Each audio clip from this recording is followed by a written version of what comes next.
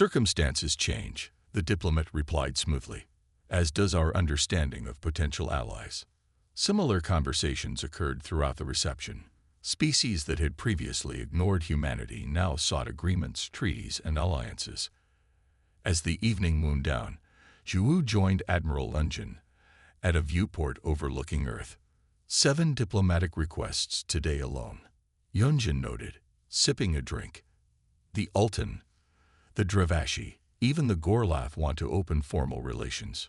We entered galactic society as debtors, Zhu observed. Now we stand as equals, perhaps even more. A message flashed on Zhu's communication device, a medical update. She smiled as she read it. Hyunwoo is awake. Doctors say he'll make a full recovery. Lunjin nodded with satisfaction. Good. The fleet needs commanders like him. The fleet is expanding, Zhu noted. After seeing what our ships could do, the Council approved the new defense budget. We'll have twice as many vessels by next year. They stood in comfortable silence, watching their blue planet turn slowly beneath them. In the distance, construction lights marked where the first Valkyrie embassy was being built, no longer mere allies of convenience, but true friends. Do you think they'll come back? Lunjin asked eventually. The swarm. Perhaps, Zhu answered, but they'll find us ready. And this time, we won't be fighting alone. Below them, Earth continued its eternal dance around the sun, once nearly destroyed by human hands, saved by alien intervention, and now home to a civilization that had proven itself on the galactic stage. In the darkness of space, humanity's light burned brighter than ever before, not just as debtors who had fulfilled their obligation, but as a species that had shown it would fight to the last ship for those it called friends. And that, the galaxy had learned, made humans the most dangerous allies of all. As the defending ships retreated through the jump point, the last images from their sensors showed the swarm in disarray. Still dangerous, but no longer the perfectly coordinated force it had been. The Battle of Helios Narrows was over. And for the first time, the Carthan swarm had been forced to retreat. The Central Council chamber on Earth gleamed with polished stone and glass, sunlight streaming through tall windows to illuminate representatives from every human colony. 6 weeks had passed since the Battle of Helios Narrows, and today marked the formal conclusion of what media had taken to calling the Debt War.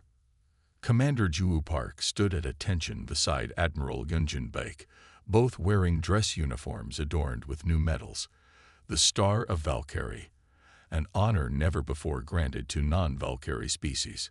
Commander Hyunwoo Choi was noticeably absent. He remained in a medical facility, recovering from injuries sustained during the battle. The chamber doors opened. Valkyrie High Elder Mev entered, flanked by an honor guard whose scales shimmered in ceremonial patterns of gold and silver. Behind them walked representatives from a dozen alien civilizations, many who had previously shown little interest in human affairs. President Sun He Kang rose to receive the Valkyrie delegation. High Elder, we welcome you to Earth.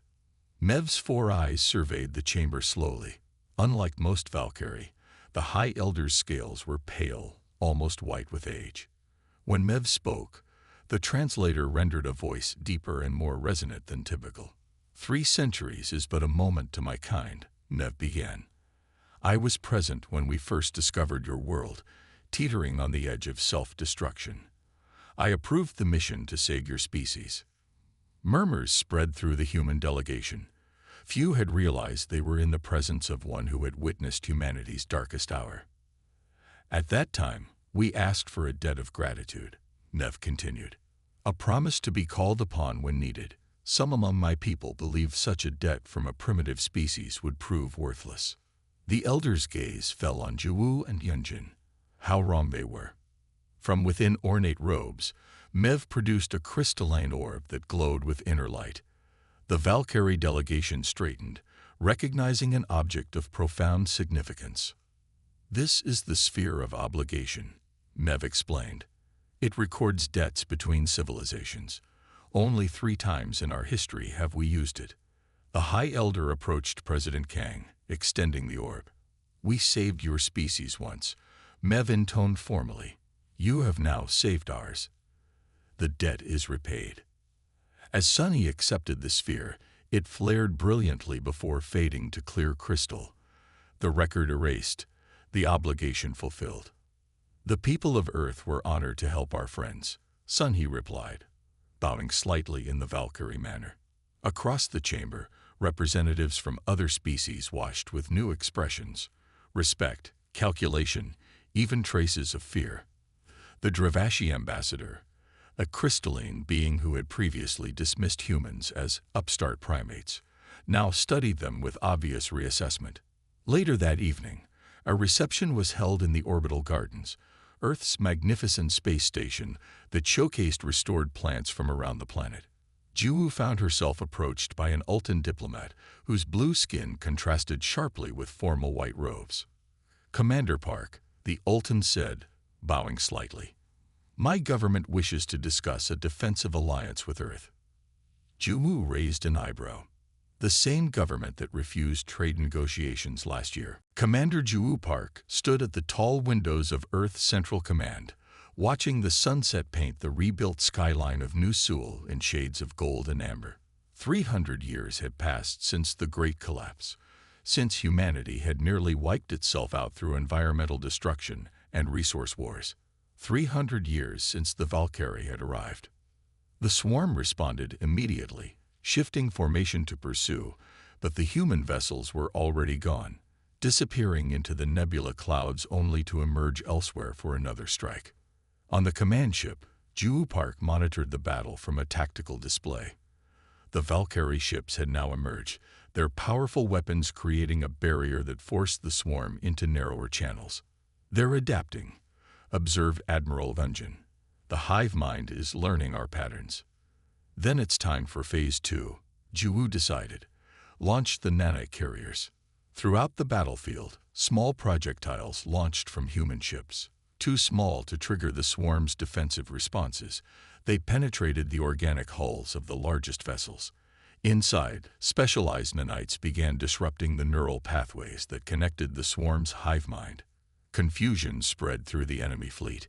Bioships began moving erratically, some colliding with each other as their coordinated movements faltered. "It's working," Minja reported from her station. "Swarm coordination is down 30% and falling." But the victory was short-lived.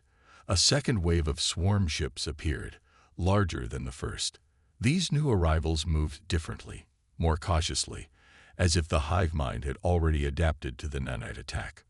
"They're faster learners than we expected," Hanwoo reported as his ship narrowly avoided a barrage of energy fire. Across the battlefield, human and Valkyrie ships took damage. 3 vessels exploded in brilliant flashes as swarm weapons found their marks. "We need to protect the civilian evacuation ships," Juwu reminded the fleet commanders. "They're still moving through the far side of the Narrows." Hyunwoo's voice came through clearly on the command channel. "My battle group will hold this position. Get the civilians through the jump point." Admiral Gunjan frowned. "Commander, that's a suicide mission.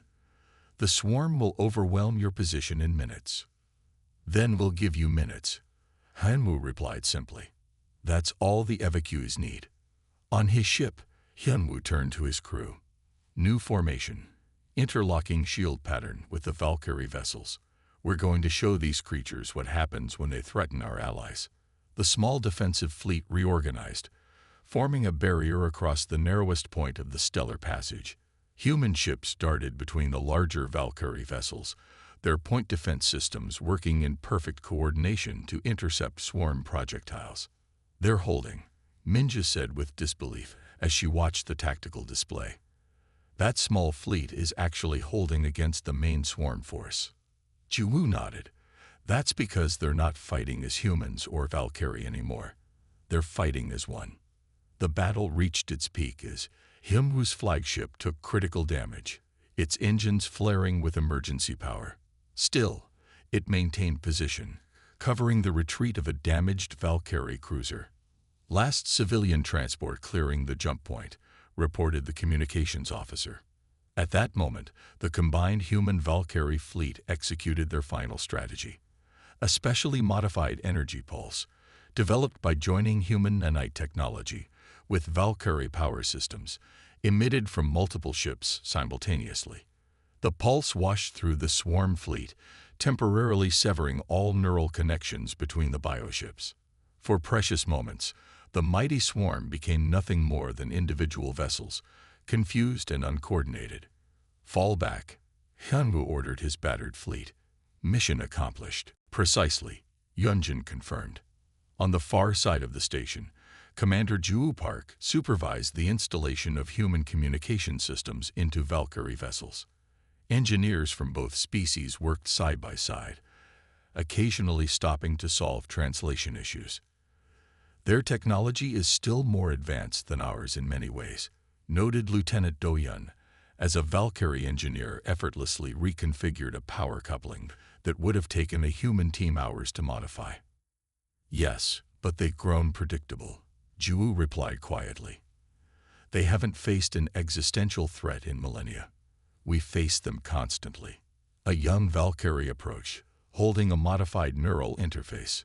Commander Park, we have adapted your hive disruption technology as requested, but our scientists have questions about its implementation. Joo smiled. Have them meet me in Lab 3 in 1 hour. We'll walk through it together. As the Valkyrie left, Do-Yum looked thoughtful. They're beginning to trust us.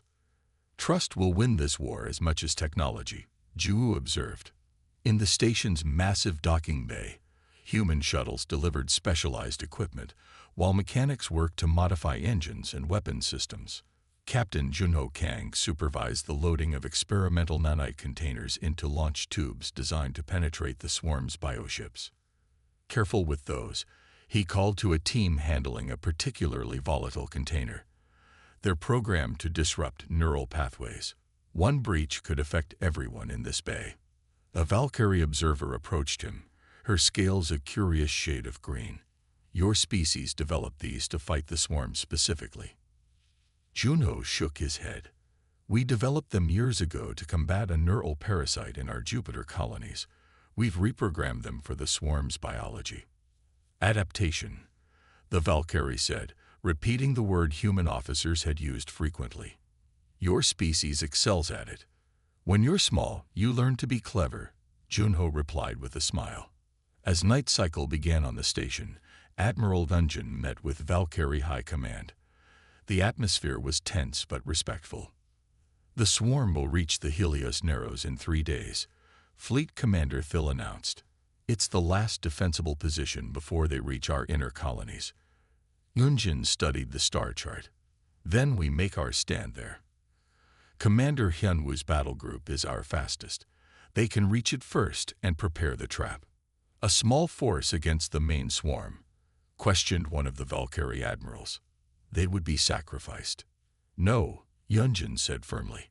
They would be the bait, and the swarm would learn that sometimes the smallest prey has the sharpest teeth. As the meeting concluded, news arrived from the outer scouts. The swarm had accelerated. They would reach the Narrows sooner than expected. Send the orders, Yunjin told Minja. All ships to battle stations. It begins. The vastness of space at the Helios Narrows seemed peaceful at first glance. Huge gas clouds painted in purple and blue stretched between 2 dense star clusters. This natural choke point was where Commander Hyunwoo Choi had positioned his small fleet, 20 human vessels and 15 Valkyrie ships, hiding among asteroid fields and nebula clouds. Swarm scouts entering sensor range, reported his tactical officer, her voice steady despite the tension on the bridge. Hyunwoo nodded, watching as the first wave of bioships appeared on the display. They moved in perfect synchronization, like a school of fish, their organic hulls pulsing with internal light. Hold positions, he ordered. Let them come deeper into the Narrows. Across the fleet, crews waited in silence. The human ships, smaller and more maneuverable than their Valkyrie allies, carried specialized weapons designed specifically for this encounter. The Valkyrie vessels, with their superior shielding, would provide cover for the surgical strikes to come. Main swarm formation detected, announced the sensor officer. Count exceeds 500 vessels. Seeing the massive enemy force, a young Valkyrie officer aboard Hyunwoo's ship shifted nervously. "There are too many," he whispered. "Numbers aren't everything in space combat." Hyunwoo replied calmly. "Position is power." When the swarm reached the center of the Narrows, Hyunwoo gave the signal. "Execute Phase 1." Throughout the hidden fleet, engines flared to life. Human ships darted from their hiding places, moving in unpredictable patterns that confused the swarm's hive-mind targeting systems. They struck quickly, their specialized energy weapons cutting through the biological hulls before retreating. They may be countless, but they move as one mind. That creates predictability. From an observation deck above, representatives of other species watched with interest. A blue-skinned Ultan leaned toward a crystalline Drevashi. "The humans are overconfident," the Ultan whispered. "They'll be destroyed."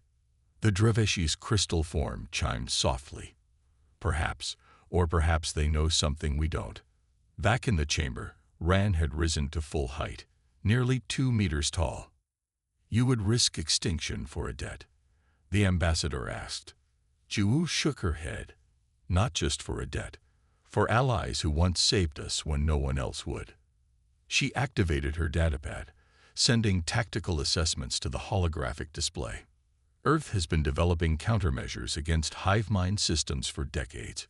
We've faced similar threats in our own expansion, albeit on a smaller scale." Do-hyun added, "Our ships are smaller but faster and more maneuverable than the swarms. We've already analyzed their attack patterns from your data." Ambassador Rand studied the humans with new interest. "You came prepared for this." "We came prepared to help," Ju corrected, "whatever form it took." The ambassador's scales shifted to a deep gold, a color Ju had never seen in her briefings. "In 3 centuries, we have watched humanity grow from a wounded species to one that stands before us as equals," Rand said. "We accept your offer, Commander Park. The Valkyrie and humans will face the swarm together." As they left the chamber, Do-hyun whispered, "Admiral Kim predicted they would expect only token support." Ju nodded, watching as the news spread among the observing aliens. Their expressions ranged from shock to disbelief to calculation. "Humanity always repays its debts in full," she said. "Let the galaxy remember that." The command center of the Valkyrie orbital station hummed with activity as Fleet Admiral Yunjin Baek studied the tactical display. Streams of data flowed across holographic screens, tracking the movement of human ships entering Valkyrie space. "Third Fleet has cleared the jump point," reported Captain Minja Lee, her second-in-command. "All vessels report green status." Yunjin nodded, her experienced eyes noting the small markers representing observer ships from other species hovering at the edges of the system. The Ultan, the Drevashi, even the normally reclusive Gorlath had sent vessels to watch. "They think we're fools," Minja said, following her gaze. "Let them," Yunjin replied. "Underestimation is an advantage we can use." Across the room, raised voices drew their attention. Valkyrie Fleet Commander Thil, his scales rippling with agitation, argued with a group of his officers while pointing at a simulation of battle formations. "These humans suggest we abandon conventional formation tactics we have refined over 10,000 years." His gill structures fluttered rapidly. "Preposterous." Yunjin exchanged a glance with Minja before approaching the group. The Valkyrie fell silent as the human admiral neared, their 4 eyes blinking in that distinctive sequential pattern. "Fleet Commander," Yunjin said respectfully, "perhaps I might explain our reasoning." Thil's scales settled into a polite blue-gray. "Admiral Baek, your species shows great courage, but the swarm has destroyed civilizations far more advanced than yours." Yunjin activated a nearby display, bringing up Earth's historical records. 300 years ago, humanity faced extinction with conventional thinking. We survived by adaptation. The display showed humanity's rebuilt cities, their restored oceans. Perhaps your species might benefit from the same. She gestured to the tactical display. The swarm expects you to respond as you always have, with your powerful but predictable defensive formations. What if instead we did this? Her fingers moved across the controls, showing smaller Valkyrie ships partnered with human vessels in irregular patterns, using the larger Valkyrie cruisers as anchors rather than frontline combatants. A hunting pack rather than a wall of shields, Phil observed, his tone skeptical but interested. Precisely what worries me. Tahoe stood and walked to a cabinet, removing a sealed data core. This contains all our intelligence on current galactic threats. Study it before your meeting. 2 days later, aboard her ship the Resilience, Juwu reviewed the data again. Reports of increased activity from the Carthan swarm troubled her most, a hive-minded species that consumed resources from entire planets, leaving them barren. "Commander," her communications officer called. "We're receiving a priority message from Earth." The message was brief. A Valkyrie outpost had gone silent. The last transmission mentioned countless ships, moving as one. As the Resilience approached the neutral station, Juwu looked out at the stars. Humanity had nearly destroyed itself once before finding a second chance. Now those who had given that chance needed help. "Set condition yellow throughout the ship," she ordered, "and prepare my shuttle." Whatever debt was about to be called in, she knew humanity would pay it in full. The neutral station hung in space like a silver needle against the black velvet of the cosmos. As Commander Juwu Park's shuttle approached, she noted the unusual number of ships docked at the station. Representatives from at least 6 different species had arrived to observe the meeting. "They're curious," said Lieutenant Doyun, noticing her gaze. "The Valkyrie rarely request anything." Inside the station, corridors curved in graceful arcs unfamiliar to human architecture. The air carried a faint scent of something like cinnamon, though no human had ever tasted the alien spice it resembled. Guards from various species stood at attention, watching the small human delegation pass. The meeting chamber was a perfect sphere, with a circular table at its center. Ambassador Ran of the Valkyrie Conclave waited there, taller than Juwu remembered from recordings. The ambassador's scaled skin rippled with colors that shifted from silver to deep purple as they moved. "Commander Park," Rand said, the translator rendering the gill vibrations into smooth speech. "Thank you for coming so quickly." Juwu bowed slightly. "Earth honors its promises, Ambassador." They sat across from each other. 2 assistants flanked the Valkyrie, while Juwu had brought only Lieutenant Doyun. 3 centuries is but a moment to my species," Rand began. "Yet in that time, your kind has spread to multiple worlds and developed remarkably. We have watched with interest." "We had good teachers," Juwu replied diplomatically. "Indeed." The ambassador's 4 eyes blinked in sequence. "Now we face a threat that even the Valkyrie cannot overcome alone." With a gesture, Rand activated a holographic display. Planets appeared, once thriving Valkyrie colonies reduced to barren rock. "The Carthan swarm has emerged from deep space," explained Rand. "They consume everything: minerals, vegetation, even atmosphere. 3 of our outer worlds have been lost." Juwu studied the images carefully. "Our intelligence noted swarm movement, but not attacks of this scale." "They move quickly," said Rand. "The swarm operates as a single entity across thousands of ships. Against such numbers, even Valkyrie technology falters." Doyum leaned forward. "What exactly are you requesting of Earth, Ambassador?" "We had hoped for sanctuary for our refugees, perhaps some resources to help us rebuild elsewhere." Rand's gill structures fluttered, a sign of discomfort.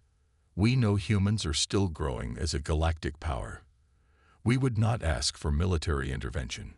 Juwu exchanged a glance with Doyun. This was unexpected. The Valkyrie, among the oldest species in known space, were essentially accepting defeat. "Ambassador," Juwu said slowly, "humanity offers our full military commitment. We will defend Valkyrie space." Silence filled the chamber. Rand's 4 eyes blinked rapidly, their color shifting to bright azure. Surprise, if Juwu remembered her briefings correctly. Your species numbers merely in billions, Rand said finally. The swarm is countless. This is not what we expected when we called in our debt. Juwu stood, walking to the holographic display. She studied the patterns of the swarm attacks. Numbers aren't everything, she replied. After you saved us, we were few with limited resources. We learned to fight differently, to use what we had more effectively.